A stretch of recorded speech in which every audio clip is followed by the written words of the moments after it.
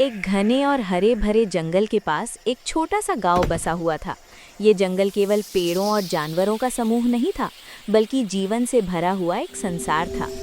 ऊंचे ऊंचे पेड़, बहती नदियां, रंग बिरंगे पक्षी और शांत स्वभाव वाले जानवर इस जंगल को स्वर्ग जैसा बनाते थे।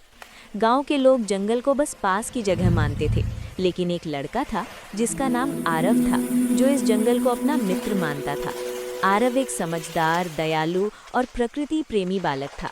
वो रोज स्कूल से लौटकर जंगल के किनारे बैठता, पक्षियों की आवाज़ सुनता और जानवरों को दूर से देखता।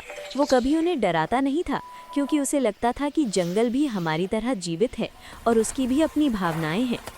जंगल के अंदर जानवर आपस में मिलजुल कर रहते थे। जंगल का राजा था शेर सिंह।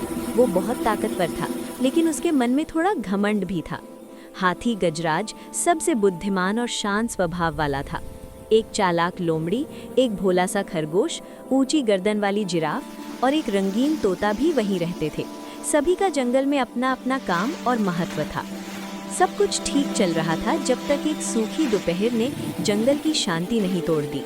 तेज धूप के कारण जंगल की जमीन सूख चुकी थी। अचानक जंगल के एक कोने से हल्का सा धुआं उठने लगा।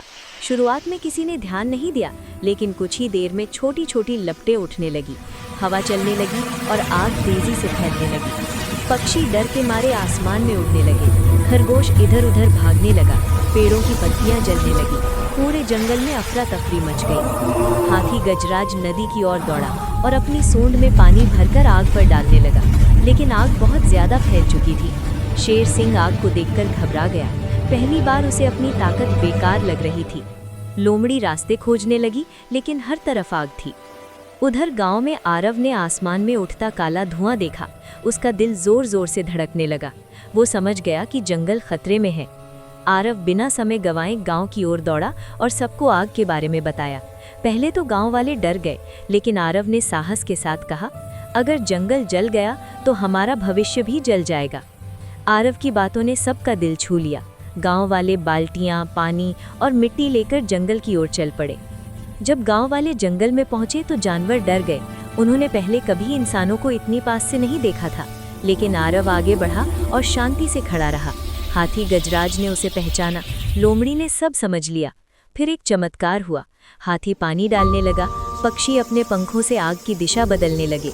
जिराफ ऊंचाई से सुरक्षित रास्ते दिखाने लगी। लोमड़ी सबको सही जगह भेजने लगी। यहाँ तक कि शेर सिंह भी जलती लकड़ियाँ हटाने लगा। कई घंटों की मेहनत के बाद आग धीरे धीरे बुझने लगी। धुआं कम हो गया। जंगल घायल था, लेकिन जीवित था। जानवरों ने राहत की सांस ली। गांव वाले थक गए थे, लेकिन खुश थे। आरव जंगल को देखकर मुस्कुराया। शेर सिंह आरव के पास आया और सिर झुकाकर बोला, आज तुमने हमें सिखाया कि असली ताकत एकता और दया में होती है। आरव ने कहा, जंगल हमारा घर है, इसे बचाना सबकी जिम्मेदारी है। उस दिन के बाद गांव और जंगल के बीच एक नई दोस्ती शुरू हुई। गांव वाले जंगल की रक्षा करने लगे और जानवर इंसानों पर भरोसा करने लगे।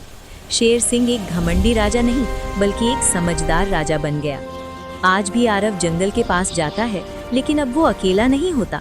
वो उस दुनिया का हिस्सा है जहां इंसान और प्रकृति साथ साथ जीते हैं। सीख: जब इंसान और प्रकृति एक साथ खड़े होते हैं तो कोई भी संकट बड़ा नहीं होता। एकता ही सच्ची शक्ति है।